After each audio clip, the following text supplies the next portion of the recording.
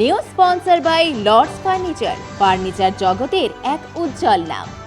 নিজেদের ঘরকে সুন্দর আসবাব দিয়ে সাজাতে আজই আসুন আমাদের প্রতিষ্ঠানে। মহান ভারতবাসী স্বামী বিবেকানন্দের 163তম জন্মবার্ষিকী স্মরণীয় করে রাখতে বিগ ম্যারাথন রেসের আয়োজন। রবিবার জলপাইগুড়িতে ম্যারাথন রেসের আয়োজন করেছিল বিজেপির যুব মোর্চা। শহরের জিবিসি রোডে বিজেপি জেলা কার্যালয়ে বিশ্ববরেণ্য বাঙালির ছবিতে পুষ্পাঞ্জলি নিবেদন করে শ্রদ্ধার্ঘ্য অর্পণ করে বিজেপির নেতৃত্ব। এরপর শুরু হয় রান ম্যারাথন রেস। জেলা কার্যালয়ের সামনে থেকে শুরু হয় এই ম্যারাথন রেস। জলপাইগুড়ি সহ বিভিন্ন জায়গা থেকে শতাধিক প্রতিযোগী অংশগ্রহণ করেন। জলপাইগুড়ি শহরে প্রায় 5 কিলোমিটার রাজপথ দৌড়ে জেলা কার্যালয়ের সামনে শেষ হয় রেস। অংশগ্রহণকারী সকল প্রতিযোগীর হাতে মেডেল তুলে দেওয়া হয়। পাশাপাশি প্রতিযোগিতায় প্রথম, দ্বিতীয়, তৃতীয় প্রতিযোগীর হাতে কাপ এবং আর্থিক পুরস্কার তুলে দেওয়া হয়। স্বামীজি তার বাণীতে সবসময় সুস্থ সবল থাকার কথা প্রচার করতেন। সেই বার্তাকে যুব সমাজের মধ্যে ছড়িয়ে দিতেই এই আয়োজন বলে জানিয়েছে বিজেপি নেতৃত্ব। তাকে মঞ্চে আসবার জন্য অনুরোধ করছি মনীশ কুমার।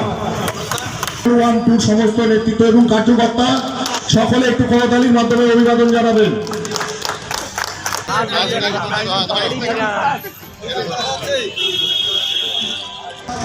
রমনাথকে মঞ্চে আসবার জন্য অনুরোধ করছি।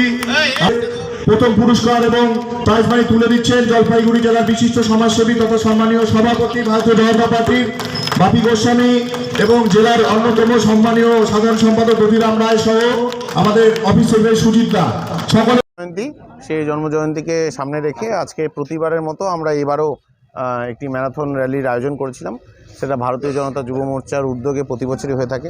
ভারতীয় জনতা জেলা পার্টি যেটা আছে জলপাইগুড়ির পার্টি অফিসের সামনে থেকে শুরু হয়। এটা 5 কিলোমিটার এই ম্যারাথন দৌড়টি হয়। রমন রাজ প্রথম হয়েছে, সন্দীপ কুমার হয়েছে দ্বিতীয় এবং মনীশ কুমার হয়েছে তৃতীয়। সবাইকে আমরা ট্রফি দিয়েছি এবং কিছু সম্মানিক দিয়েছি এবং সাথে সাথে আমরা সমস্ত পার্টিসিপেটদেরকে মেডেল দিয়ে সবাইকে উৎসাহিত করেছি এবং আমরা চাই এইভাবে যেন সমাজের সমস্ত যুবরা সামনে এসে খেলাধুলার সঙ্গে যুক্ত হয়, নেশামুক্ত পরিবেশ তৈরি হোক, ভয়মুক্ত পরিবেশ তৈরি হোক, এটাই আমাদের উদ্দেশ্য এবং আশা।